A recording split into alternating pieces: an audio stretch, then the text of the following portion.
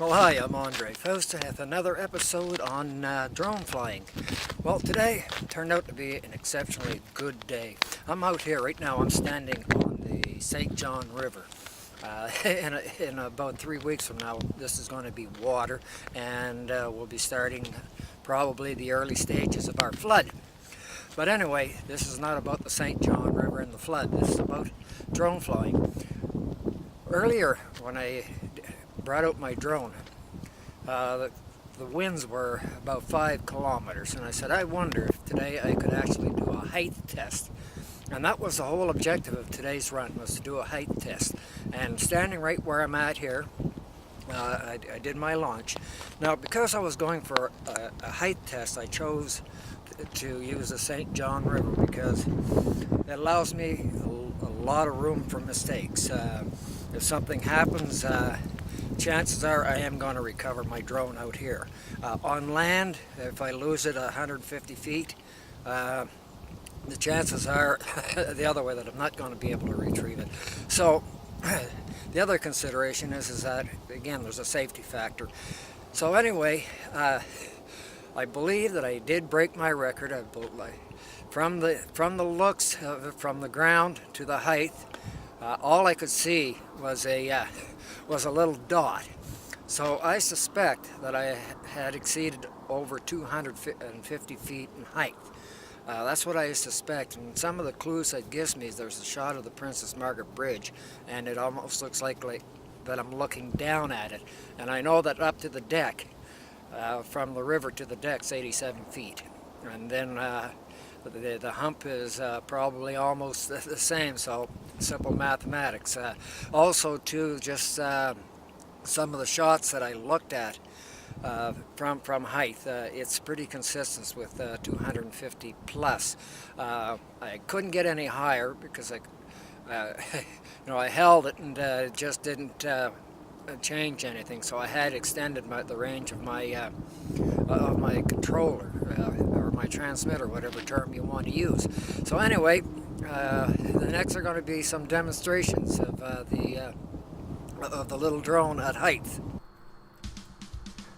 Okay, we're starting off with our liftoff, and in the background you can see the Princess Margaret Bridge, which is west of me. That's on the western horizon. So I'm getting ready to start my ascent. I'm just getting familiar.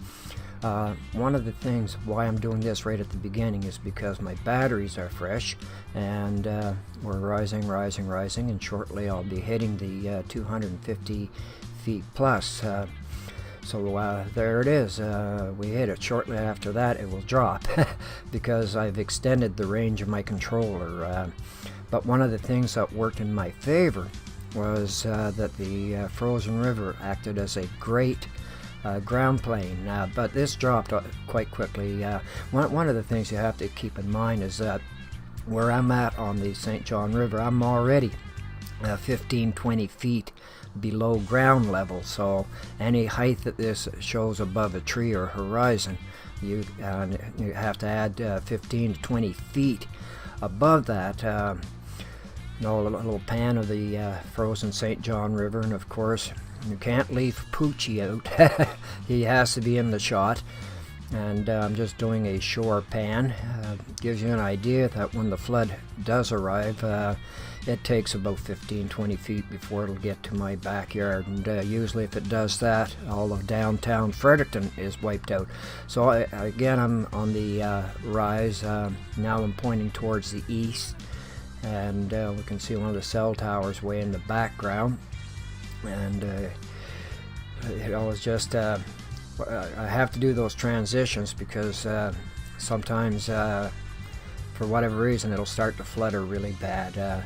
Now, when I was a kid back in the 60s, we used to skate this river when it'd be conditions like this, and it wasn't only me. Back in the 60s, there'd be hundreds of people out in their skates skating this river. In the 70s, when snowmobiles first came, this was ideal ice for snowmobiling or sledding. Now I'm going to try to go again for another maximum height, and again I do things slowly because too quick, one, you wouldn't get the visual appreciation, and you know, we're working now. I'm pointing more to the southeasterly direction, and as you can see, we're getting flutters, but I noticed on my second round I was having a lot more problems than trying to control it, even though at ground level I couldn't tell because of the visual of the drone, because if it gets any distance you lose that 3D perspective. So kind of northwesterly, panning towards the west, and back to our side of the river. And yes, it wasn't until after I looked at the video I realized where I had some of my problems. And actually the biggest problem was there's two batteries. There's one that's on the drone that gives you about 7 minutes flight time, and then there's 4 batteries in the controller. I couldn't see it because of the brightness. I couldn't see my LED, so I didn't realize that I was running low on my controller batteries. But it wasn't until, you know, I looked at the video and I remembered having problems at a given time during that period. And well, it was probably giving me 5 bars when I started out. When at the end of it, when it dropped, I realized that I was down to 3 bars, and at that 3 bars I just had absolutely no more control. It just wasn't responding to the controller. And again, you can see the fissures in the ice. That was from the rising of the water, because we did have a warm spell. I mean, even today wasn't that cold. And there's a fly past the operator. Damn it, I try to hit him and I just can't. You know, you almost got to be somewhat suicidal on this here. Again, you know, I guess part of the reason of doing things a little slow is also to protect yourself from hurting yourself, because, I mean, if this sucker were to come at you full tilt, I mean, it wouldn't break anything, but you'd get one hell of a sting from it. And looking at the shoreline, again, now, in 3 to 4 weeks, that's you know, I will not be able to stand where I'm standing because at that time the ice is going to start to break apart. Once we get into March, it's not too long after that the river opens up. You know, it's I say I've lived by this river since 1960, so I pretty well have a pretty good idea on how it behaves. There's my old sea urchin boat there in the background. That's seeing some pretty good seas out in Campobello. It's those are good days. You know, like, there's a lot of transferable skills. Again, I'm going out for elevation again. I'm approaching it slow. Slow and easy. That's usually the best. And that, but a lot of transferable skills that come in from diving and marine training. One is, you look at your battery power. It's analogous to your air tank. You know, once you use up half of your time, it's time to head back. That's consistent both in the drone, in diving, even with your power boat. Once you hit that halfway point, fuel consumption, you head back.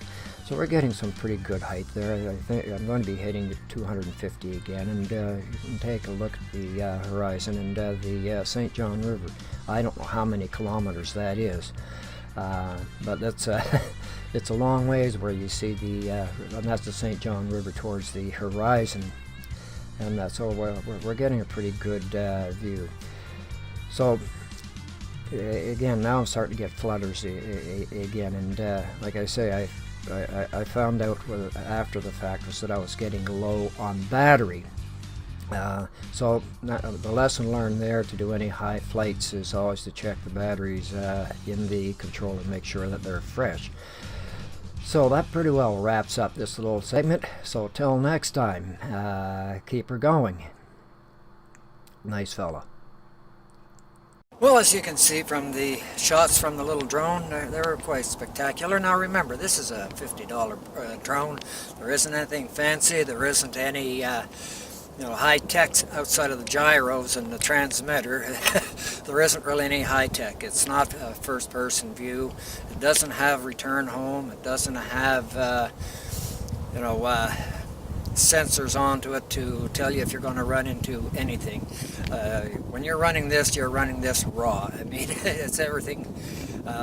There's nothing to help you. You have to do it all on your own, and that makes it a challenge, but it also perfects the skills in drone flying. So until next time, this is Andre Faust, and keep those propellers up to the sky, not to the ground. Till later.